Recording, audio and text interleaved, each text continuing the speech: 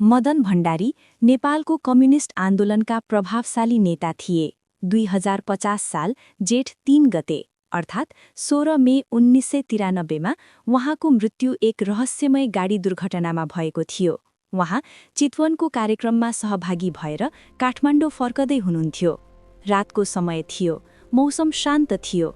उहाँ चढेको जीप नारायणगढ मुगलिन सडक खण्डको दासढुङ्गा क्षेत्रमा पुगेपछि अचानक त्रिशुली नदीमा खस्यो। दुर्घटनामा उहाँ र चालक जमुना अधिकारीको मृत्यु भयो, जबकि अङ्गरक्षक घाइते अवस्थामा बाँचे।